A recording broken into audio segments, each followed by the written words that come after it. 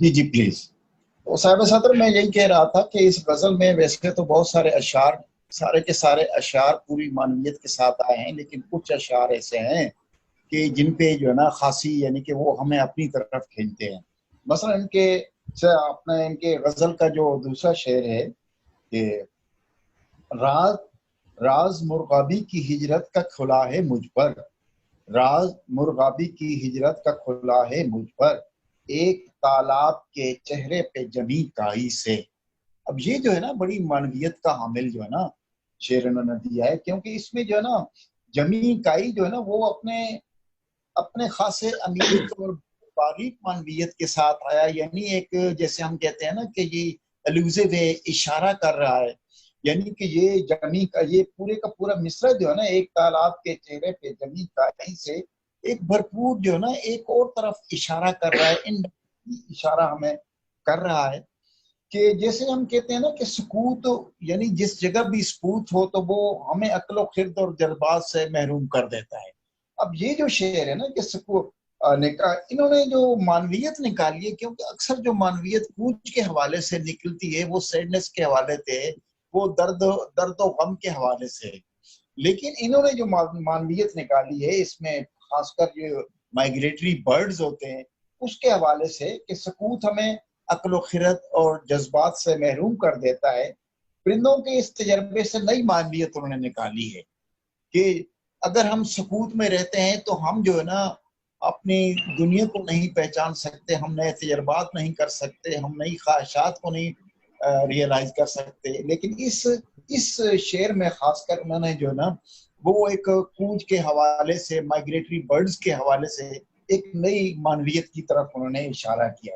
اور پھر کیفیت کے حوالے سے، فیلنگز کے حوالے سے دیکھیں تو ان کا یہ شعر بہت خوبصورت ہے.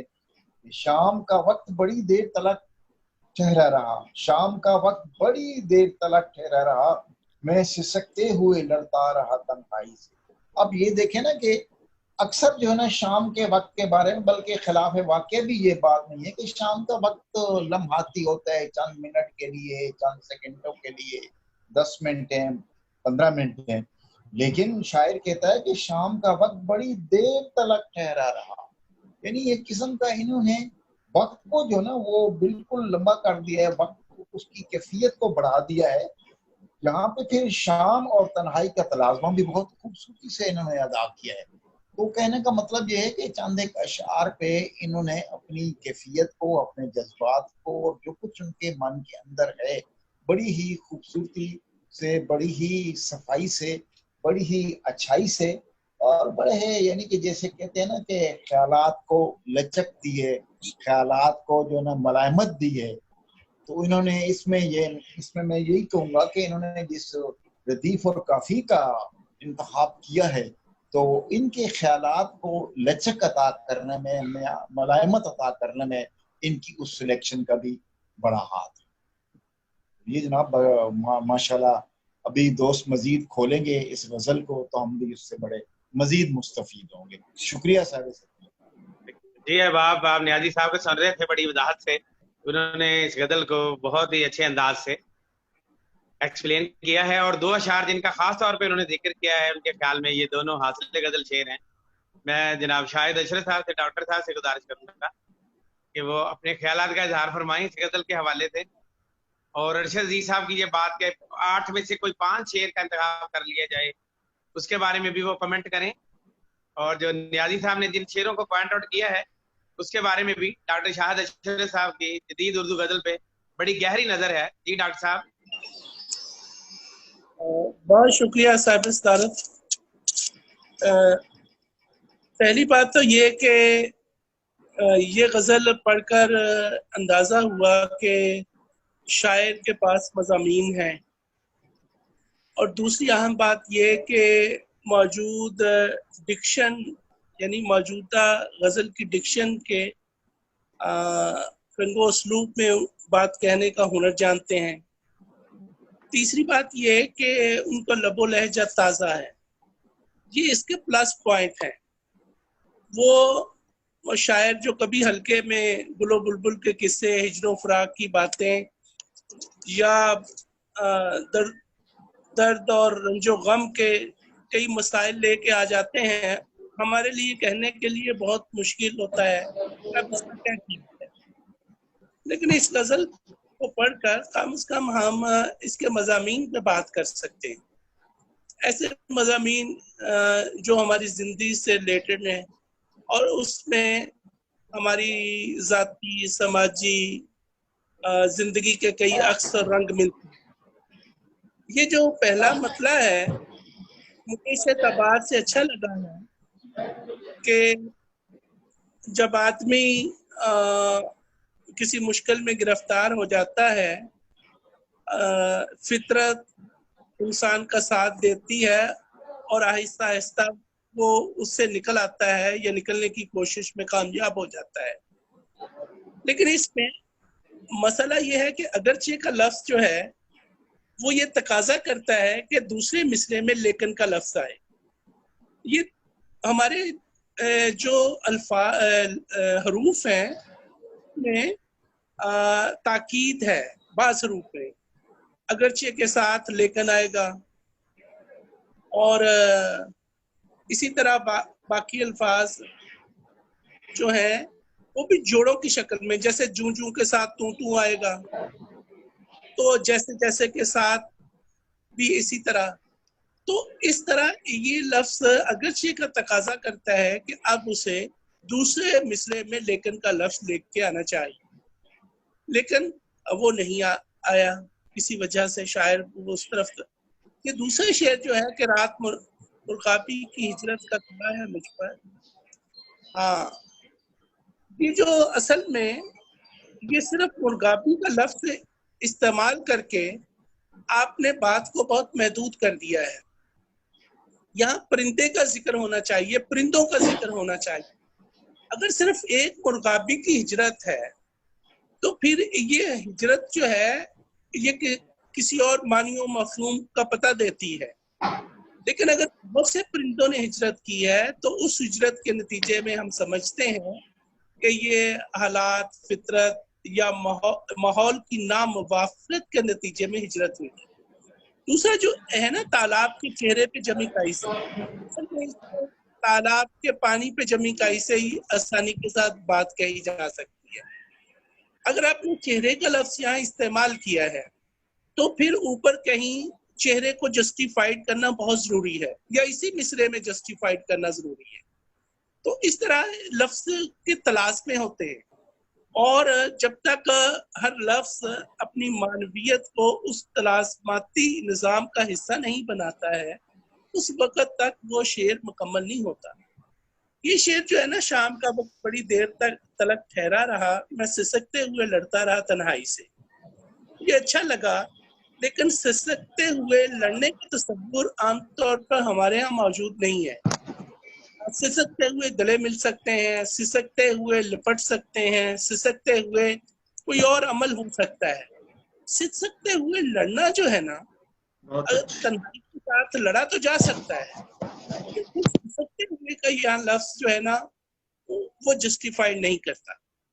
تو مجھے کچھ ایسا محسوس ہوتا ہے، یہ شاعر امکانات کا شاعر ہے، اس کے پاس ویژن بھی ہے، لفظ بھی ہیں، جدید ڈکشن بھی ہے، تازہ اور نئے مضامین بھی ہیں، لیکن میں اپنے تئیں جو میں سمجھتا ہوں اور جو ٹوٹے پھوٹے لفظ میں نے سیکھے ہیں یا میں جہاں تک رسائی رکھتا ہوں، میں اس تناظر میں بات کر رہا ہوں۔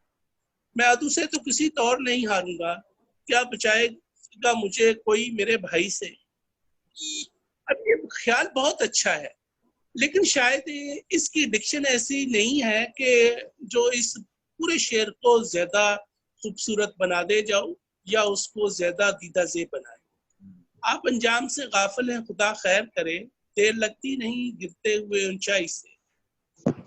یہ شعر اچھا ہے، اور میرا خیال ہے کہ جیسے کہنا چاہیے شاید ویسے ہی کہا گیا ہے، لیکن مجھے یہ شعر پسند آیا ہے۔ ریت سے اٹ گیا آخر میری خوشبو کا وجود، کوئی لپٹا ہی نہیں مجھ گلے صحرائی سے۔ یہ شعر بھی اچھا ہے، لیکن یہاں لپٹا جو ہے نا، پھول سے لپٹنے کا عمل، یہ تقاضا کرتا ہے کہ یہاں جو در و بست ہے انہیں سامنے لایا جائے، یا خیال جس طرح سے انہوں نے بننے بنانے کی کوشش کی ہے اس کو سامنے رکھ کر اس میں معنویت پیدا کی جائے. تو پھول سے لپٹنے کا عمل مجھے جسٹیفائی نہیں ہو رہا. شعر تو کا خیال تو واضح ہے، لیکن یہ ایک جو لفظ ہے میرا خیال ہے کہ توجہ طلب ہے. میں بہت سارے خزانوں کا پتہ جانتا ہوں، آپ کچھ کام تو لیجئے میری بینائی سے. یہ شعر مجھے بہت اچھا لگا، لیکن شاید یہ ان لفظوں میں اپنا مفہوم اس طرح سے ادا نہیں کرتا ہے کہ جیسے شاعر کے پیش نظر ہے. یہ مثلا اگر زمانوں کر دیتا شاعر، میں بہت سارے زمانوں کا پتہ جانتا ہوں، تو یقین جانیے ایک دم اس کا کینوس جو ہے وہ زمین سے آفاق تک پھیل جاتا. تو بینائی کا زمانے کے ساتھ بہت گہرا تعلق ہے. اگرچہ انہوں نے خزانے کو بھی اس میں جسٹیفائڈ کیا ہے، میں ایسا نہیں سمجھتا، لیکن میں اسے اس تناظر میں دیکھتا ہوں کہ اگر یہ زمانوں کا، آنے والے کئی زمانوں کا، گزرے ہوئے کئی زمانوں کا بتانا چاہتے ہیں اور اس بینائی سے کام لے کے لوگ کچھ دیکھنے کی تمنائی ہے، تو میں سمجھتا ہوں کہ اس شعر میں معنویت بہت بڑھ جاتی ہے. وہ کسی اور سے ملنا نہیں ممکن ناصر، جو ملی ہے مجھے چاہت میری ماں جائی سے. میرا خیال ہے کہ یہ مقطع دوبارہ کہنا چاہیے. اس میں کئی مسائل ہیں. مجموعی طور پر غزل امکانات کی ہے. چونکہ میں نے انہیں پہلے نہیں سنا اور میں ان کی شاعری سے آگاہ نہیں ہوں، اس لیے جو غزل ہے میں اس کے بارے میں ایک ایسی رائے جو شاعر کے امکانات کو ظاہر کرتی ہے اور اس کے آئندہ کے شعری سفر کو مہمیز کرتی ہوئی نظر آتی ہے. بہت دعائیں اور بہت محبت. میں جہاں تک جو سمجھتا تھا، جیسا محسوس کرتا تھا، میں نے محبت اور ایمانداری سے بیان کرنے کی کوشش کی ہے. بہت شکریہ. جی احباب، ڈاکٹر شاہد اشرف صاحب بہت خوبصورت انداز میں اس غزل کا سٹرکچرل انالیسس پیش کر رہے تھے. انہوں نے جس طرح قواعد کی بات کی ہے اور ان کے لفظوں کی ڈکشن کہ کس لفظ کے ساتھ کون سا لفظ استعمال کرنا لازمی ہے اور ضروری ہے، یہ بہت خوبصورت انداز میں انہوں نے بتایا ہے. اور پھر شعر وائز جو انالیسس کیا، ہر شعر کا تجزیہ کیا ہے، اس پر بھی جو نظر آ رہا ہے کہ ان کی بڑی گہری نظر ہے. معزز سامعین، ہمیں جناب ڈاکٹر عبدالعزیز ملک صاحب نے بھی جوائن کیا ہے. ہم انہیں خوش آمدید کہتے ہیں حلقہ ارباب ذوق کے اس تنقیدی اجلاس میں. جناب ڈاکٹر عبدالعزیز ملک صاحب سے گزارش ہے کہ وہ اس غزل کے بارے میں کچھ فرمانا چاہتے ہیں، کیا کہنا چاہتے ہیں. جی ڈاکٹر عبدالعزیز ملک صاحب. میں نے ابھی جوائن کیا ہے، اس کو پڑھا نہیں ہے. کچھ لوگ گفتگو کر لیں، میں ذرا اس کی ریڈنگ کر لوں، اس کے بعد کوئی اس پہ اظہار خیال کروں گا.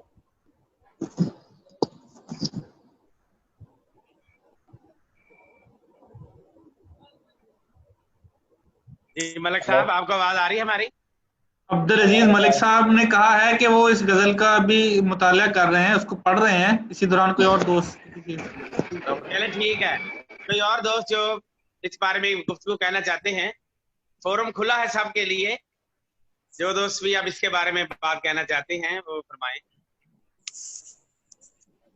باسط آذر صاحب بھی موجود ہیں یہاں. باسط آذر صاحب. جی جناب صدر، میں شہزاد نیر بات کرنا چاہ رہا ہوں. جی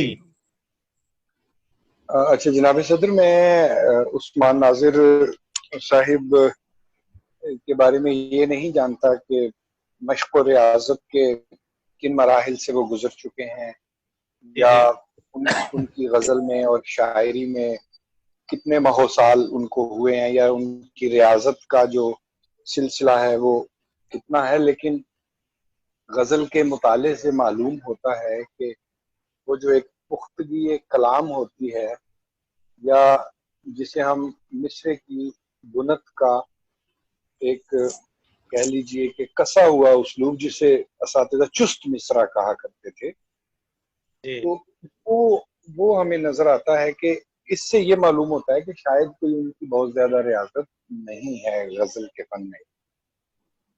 دوسرے یہ کہ جو دو مصروں کا آپس میں ایک تلازماتی ربط ہوتا ہے، مانوی ربط ہوتا ہے، وہ بھی خاصی مقامات پہ کمزور لگا ہے غزل.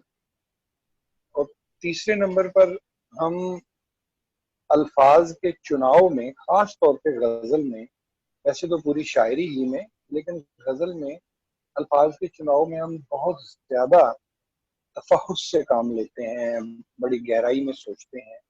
وجہ اس کی یہ ہے کہ غزل کا کینوس بڑا چھوٹا ہے، مطلب کہ آپ نے ایک مکمل بات کرنی ہے وہ بھی دو مصروں کے اندر، اور بسا اوقات اس میں 14 15 18 لفظ ہوتے ہیں، 12 14 لفظ ہوتے ہیں. اگر چھوٹی بہر ہو تو 5 10 12 لفظوں کے اندر اندر آپ نے بات کر.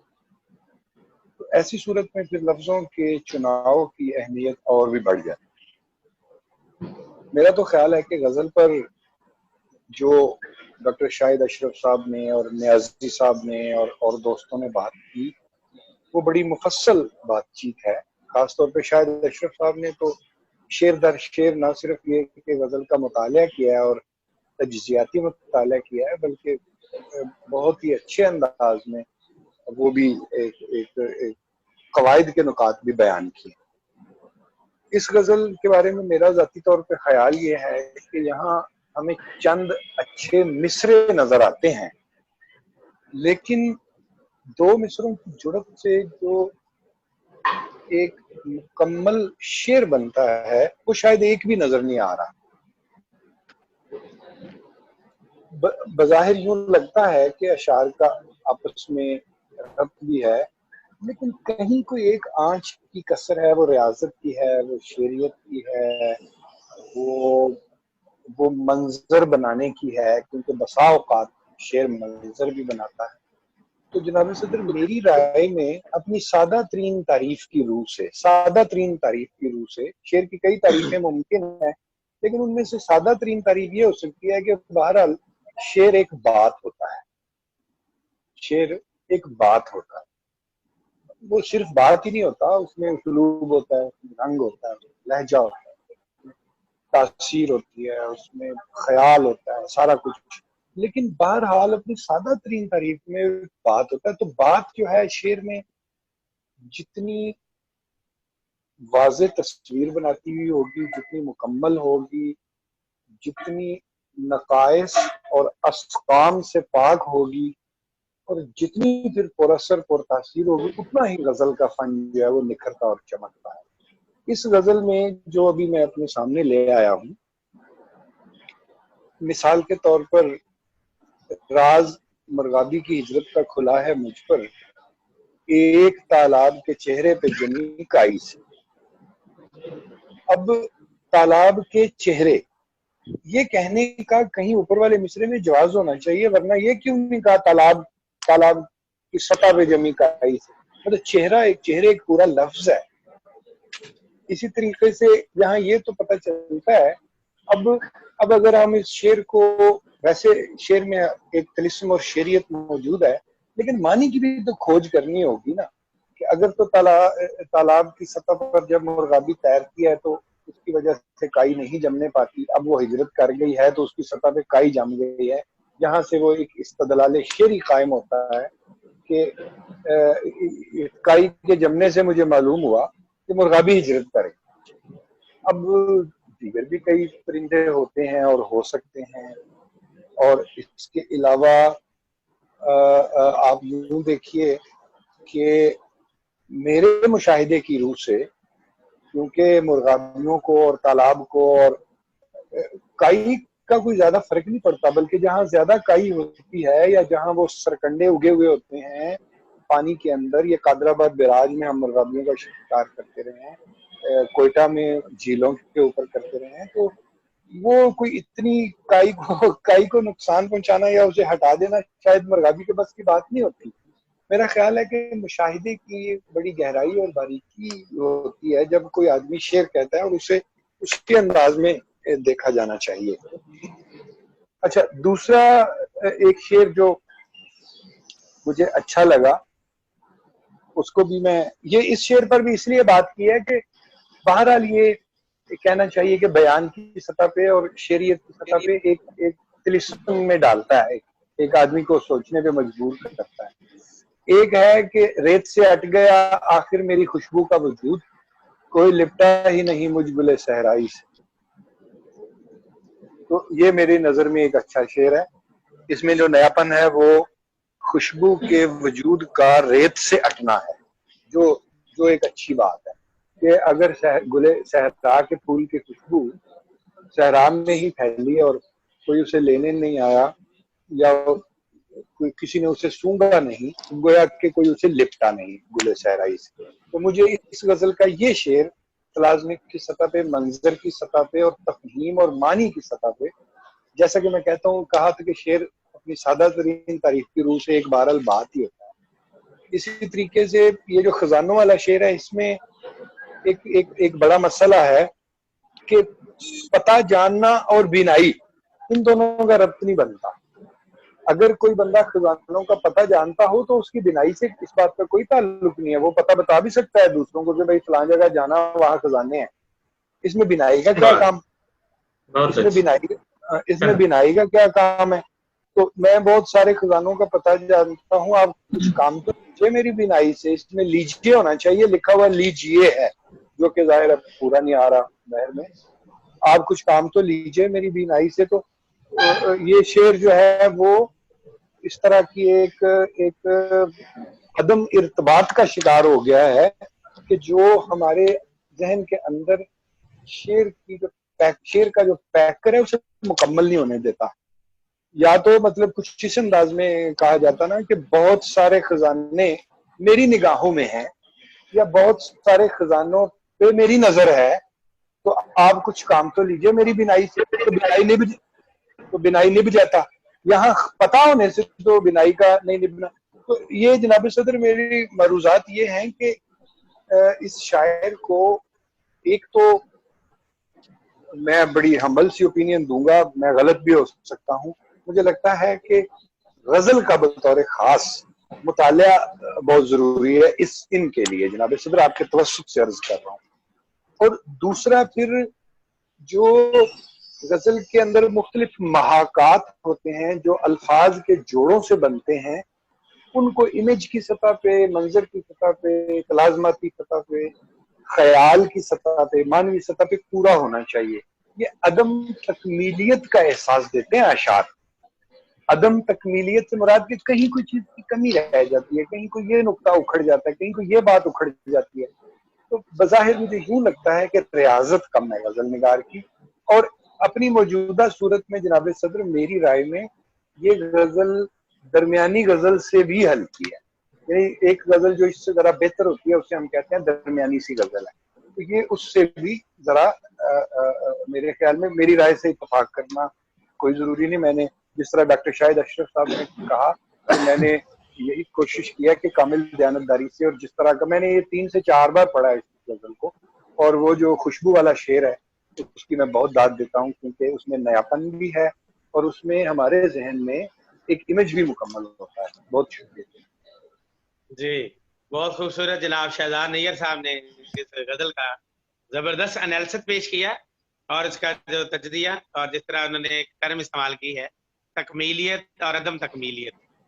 غزل میں تکمیلیت بہت ضروری ہے، جب تک تکمیلیت نہیں ہو پاتی غزل اپنی پوری شکل میں، پوری صورت میں اپنے معنی کو دوسروں تک نہیں پہنچاتی۔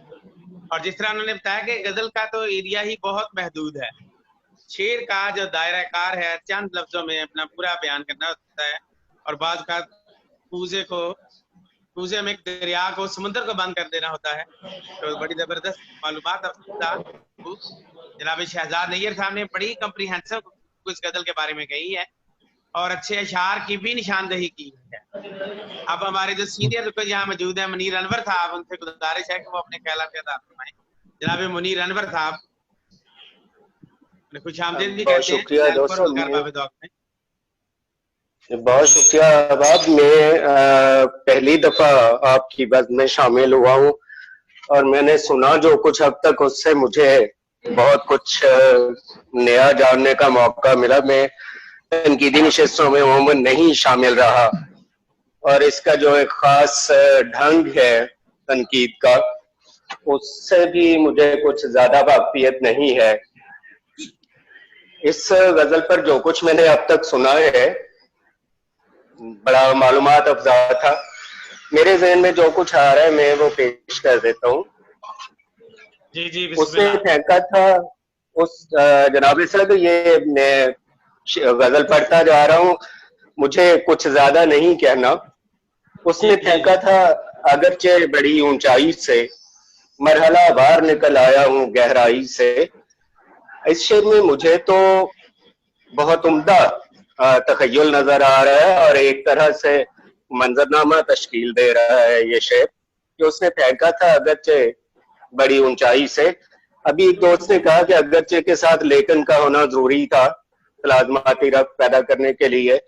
टेक्निकली तो वो बात ठीक है, लेकिन शेर की क्राफ्ट के हिसाब से मुझे उसकी जरूरत महसूस नहीं हुई जाती सतह पर। है कि उसने फेंका था अगरचे बड़ी ऊंचाई से मरहला वार निकल आया हूँ गहराई से। लफ्ज मरहला वार का इस्तेमाल यहाँ पर एक पूरा मंजर तश्कील देता है और पूरी सगल पूरी जदोजहद की वो अक्कासी करता है, जिसकी बुनियाद पर वो गिरने के बाद दोबारा उठा और अपने मकाम पर पहुंचा। तो मेरे ख्याल से ये बड़ा खूबसूरत मतला है। अगला शेर जो है कि राज मुर्गाबी की हिजरत का खुला है मुझ पर, एक तालाब के चेहरे पे जमी काई से। इस हवाले से मैं अहबाब से मुत्तफिक हूँ कि ये शेर अपना मफहूम वाज़े नहीं कर पा रहा। एक तो इसमें कॉन्ट्राडिक्शन भी नजर आ रही है कि मुर्गाबी की हिजरत का राज उन पर खुला है तालाब के चेहरे पर या तालाब के पानी पर जमी काई से, तो ये तो बात जस्टिफाई नहीं करती। अगर वहां काई जम गई है तो इसका मतलब कि मुर्गाबी थी ही नहीं। अगर उस बात को भी छोड़ दिया जाए जो तजर्बा अभी नैयत साहब ने अपना पेश किया, उसको भी एक तरफ रख दिया जाए, तो तब भी ये बात सामने आती कि मुर्गाबी होती तो काई जमनी ही नहीं थी, फिर उसकी हिजरत का राज और वो बाकी बातें बेमानी होकर रह जाती हैं। अगले शेर के शाम का वक्त बड़ी देर तलक ठहरा रहा, मैं सिसकते हुए लड़ता रहा तन्हाई से। मुझे ये शेर अच्छा लगा कि शाम का वक्त बड़ी देर तक ठहरा रहा। जो दुख का वक्त है, जो परेशानी का वक्त है, वो यकीनी तौर पे मुंजमद हो जाता है और उसमें वो एक लंबा अरसा महसूस होता है आदमी को। और सिसकते हुए लड़ता रहा तन्हाई से, और ये कि वो कमजोर भी था, वो हार मानना भी नहीं चाहता था और उस पर जबर भी बहुत ज्यादा था। इसके बावजूद वो अपनी पूरी शिद्दत से उसके चलता रहा। मैं अदू से तो किसी और नहीं हारूंगा, क्या बचाएगा मुझे कोई मेरे भाई से। ख्याल पुराना है और कुछ बहुत अच्छे तरीके से बांधा भी नहीं जा सका। आप अंजाम से गाफिल हैं, खुदा खैर करे, देर लगती नहीं गिरते हुए ऊंचाई से। एक यूनिवर्सल ट्रुथ बयान किया उन्होंने कि जो लोग बुलंदी पर तो पहुंच जाते हैं और फिर वहां वो तकब्बुर का शिकार होते हैं या वो अपनी स्ट्रगल को या अपनी औकात को भूल जाते हैं, तो उनको फिर ऐसा ही होता है कि वो वहां बरकरार नहीं रह पाते और उस ऊंचाई से नीचे गिरते हैं। तो बड़ी खूबसूरती से वो एक कायनाती सच्चाई कह लें कि वो उन्होंने बयान की। रेत से हट गया आखिर मेरी खुशबू का वजूद, कोई लिपटा ही नहीं मुझ गुले सहराई से। ये शेर भी अच्छा लगा। और ये शेर इस पर बड़ी बात हुई कि मैं बहुत सारे खजानों का पता जानता हूँ, आप कुछ काम तो लीजिए मेरी बीनाई से। शहजाद साहब ने बड़ी खूबसूरत बात की बीनाई का और खजानों का पता जानने के हवाले से। उनका पॉइंट बड़ा वैलिड है और अच्छा लगा। मुझे ये लगता है कि अगर पहले किसी दोस्त ने कहा कि खजानों की बजाय जमानों इस्तेमाल कर लिया जाए, तो भी बीनाई जो है वो शायद कुछ ज्यादा जस्टिफाई नहीं करता। मेरे ख्याल से अगर इसको खजाने ही रहने दिया जाए तो दूसरे मिसरे में काफिया तब्दील कर दिया जाए, बीनाई की बजाय दानाई ले आया जाए, तो मेरा ख्याल है कि पूरे का पूरा शेर एक उम्दा मंजरनामा तश्कील देता है कि बहुत सारे खजानों का पता वो जानता है। فتح کی حد تک ہو گیا وہ بتا بھی سکتا ہے اور سارا کچھ، لیکن وہ خزانے حاصل کس طرح کیے جا سکتے ہیں وہ اس کی دانائی سے استفادہ کیا جائے گا تب وہ پتہ چل سکتا ہے انہیں، اور وہ کسی اور سے ملنا نہیں ممکن ناصدر، جو ملی ہے مجھے چاہت میری ماں جائز سے۔ بہن کی محبت کا تذکرہ انہوں نے کیا، اچھا ہے لیکن بہت خوبصورتی سے نہیں کر پائے۔ تو جناب صدر میری معروضات تو بس اتنی ہی تھیں، بہت شکریہ آپ کا۔ جناب منیر انور صاحب آپ کا بہت شکریہ، آپ نے بڑا اچھا تبصرہ کیا ہے شعر وائز۔ جی اب میں کسی اور دوست سے گزارش کروں گا کہ بات کو آگے بڑھایا جائے۔ ساجد علی ساجد صاحب بھی پہلی دفعہ جوائن ہوئے، ساجد صاحب کوئی بات کرنا چاہتے ہیں؟ ساجد علی ساجد صاحب آپ کو خوش آمدید ہلکار باب ذوق میں، آپ بڑے عرصے بعد آج جوائن ہوئے ہیں، اس غزل کے بارے میں آپ کی کیا رائے ہے؟ میوٹ ہے والیوم، فرحان ان کا ان میوٹ کر دیں۔ جی فرحان ساجد بھائی صاحب ان بات کو کریں۔ ان میوٹ کر دیں۔ جی ساجد صاحب آپ بات کر سکتے نہیں ہیں۔ ابھی میں سنوں گا، نہیں سر ابھی میں سنوں گا، دوستوں کے تبصرے ہو سکا تو بعد میں کچھ کہوں گا، ابھی میں سن رہا ہوں، ابھی تو جوائن کیا میں نے۔ جی باسط عادل صاحب آپ کی گفتگو بہت معلوماتی ہوتی ہے، دوستوں کے لیے بڑی مفید ہوتی ہے گفتگو۔ باسط عادل صاحب اس کا کوئی انالیسس کرنا چاہتے ہیں، سائیکو انالیسس، سوشیو انالیسس یا کوئی اور؟ جی مارکسسٹ انالیسس، مارکسسٹ انالیسس اس غزل کا بھی ہو سکتا ہے۔ اس کا مارکسسٹ انالیسس تو مشکل نظر آ رہا ہے، جو دوسرا کچھ بن سکتا ہے کنسیپچول انالیسس شاید اس کا ممکن ہو سکے، وہی کر سکتا ہوں، کیونکہ یہ پڑھتے ہوئے مجھے ایک یہی ورڈ بار بار ذہن میں آ رہا تھا جسے میں کنسیپچول ہیسنس شاید کہہ سکوں۔ اگر باقی باتوں کی شاہد بھائی نے اور شاہد اشرف بھائی نے جو باتیں کی، کچھ اسی ٹائپ کی بہت ساری باتیں میرے ہی دماغ میں تھیں، لہٰذا میں خاموش ہو گیا کیونکہ وہ میری جو بات میں نے کرنی تھی کافی دونوں بھائیوں نے کر دی۔ اس کے علاوہ کچھ دو جو باتیں جو میرے ذہن میں ہیں وہ میں گوش گزار کر دیتا ہوں۔ دیکھیں پورے اس غزل میں ہم دیکھیں، پہلے تو میں اس کے اپروچ کی طرف جاؤں اگر کہ اس کے خیالات یا ڈکشن یا کنسیپٹس جو اس میں برتے گئے ہیں، اس میں خاص طور پہ جو مانوی طور پہ جسے ہم علم کہہ سکتے ہیں یا آگہی ہے، اس کا تھوڑا سا فقدان نظر آتا ہے۔ شاید یہی وجہ ہے کہ جو دونوں مصروں میں ربط یا تلازمہ کے کمی کا سبب بن رہی ہے۔ جیسے وہی بات کروں گا کہ چہرے پہ مجھے بھی تھوڑا سا اعتراض ہے۔ آپ اس لفظ چہرے کو دیکھیں بطور تصور، اگر یہ کنسیپٹ کے طور پہ ہم لیں تو ہم دوسرے اگر کوئی معنی لے سکتے ہیں تو اسے ایک اسکرین کے طور پہ لے سکتے ہیں جہاں پہ کوئی رزلٹ یا عکس نظر آتا ہے، جیسے چہرے پہ تصورات یا خیالات کا عکس نظر آتا ہے، غم یا اس کا نظر آتا ہے۔ اگر ہم اس کو کنسیپچول فریم ورک میں بھی لے جائیں کہ مرغابی نے اس وجہ سے ہجرت کی کہ وہاں پہ جو ایک کائی کو آپ جمود کے معنوں میں لے جائیں، اگر آپ بہت زیادہ ایج دینا چاہیں شعر کو کہ پانی جم گیا ہے، جمود ہے، جہاں پہ جمود ہو جائے وہاں پہ موت ہوتی ہے، قحط ہوتا ہے، قحط کا تو ڈیفینیٹلی مرغابی کی ہجرت سے ایک سبب بنتا ہے۔ اگر یہاں پہ ایک تالاب کے چہرے پہ جمی کائی سے، ایک ویسے بھی ایک کا لفظ انتہائی نامناسب لگ رہا ہے یہاں پہ، پھر چہرے پہ کائی جمنا، تالاب کے چہرے پہ، چہرہ سکرین کے معنوں میں کچھ اس کی ہجرت کے ساتھ ایک ویژن جہاں پہ سکرین پہ کچھ چیزیں نظر آ رہی ہوں، ہجرت کا ایک سکرین کے مشاہدے سے کیا تعلق ہو سکتا ہے؟ ہجرت کے ساتھ کوئی سبب ہونا چاہیے جو کہ فنکشنل یا پریکٹیکل ہونا چاہیے۔ انہوں نے جو لفظ برتا ہے شاید انہوں نے غور کیا ہو کہ لفظ صرف ہمارے ایک ڈکشنری کا ہی لفظ نہیں ہوتا، جب ہم برت رہے ہوتے ہیں خاص طور پہ غزل میں یا نظم میں، تو وہ کنسیپٹ کی صورت اختیار کر جاتا ہے۔ اگر وہ کنسیپٹ بنتا ہے تو ہم اس کو اس سے ہٹ کے ڈکشن سے ہٹ کے دیکھ کے دوسرے معنی جو تجرید کے ہو سکتے ہیں، سمبل کے ہو سکتے ہیں، کچھ اس ٹائپ کے، ان کو ہم تلاش کرنے کی کوشش کرتے ہیں۔ اب اس شعر میں یہ پرابلم تھوڑا سا نظر آیا، یہ بھی میں کہوں گا کنسیپچول ہیسنس ہے، اس کی جگہ کوئی دوسرا متبادل لفظ شاید لگا دیتے تو زیادہ بہتر ہوتا۔ اس کا اگلا ایک دیکھیں وہی اسی ٹائپ کا کوئی پرابلم کہ شام کا وقت بہت دیر تلک ٹھہرا رہا، میں سسکتے ہوئے لڑتا رہا تنہائی سے۔ اب یا تو یہ ہو کہ اس کے بعد شام کے بعد آپ دیکھیں کہ رات کا منظر آتا ہے، یا تو رات تنہائی کی موت ہو، ہمارے لٹریچر میں، ورلڈ لٹریچر میں کہیں بھی اگر رات کا مطلب تنہائی کا خاتمہ ہو تو ہم اس شعر کو ٹھیک سے لے سکتے ہیں. اور اگر شام کے معنوں میں ہم یہ لیں کہ شام کنفرم ہی اس کے معنوں میں آتی ہے، ایک فکس معنی اس کے بنے ہوئے ہیں کہ شام کو صرف تنہائی کے معنوں میں برتنا ہے. شام کی سرخی کو کئی معنوں میں برتا گیا ہے، ٹھیک ہے. تو اگر آپ نے اس کو تنہائی ہی کے ساتھ لینا ہے، کیونکہ شام کے ساتھ تنہائی بڑی شدت کے ساتھ اٹیچ ہو گئی ہے اور وہ تکلیف دہ ہے، سسکتے ہوئے کا لفظ ہے، ٹھیک ہے.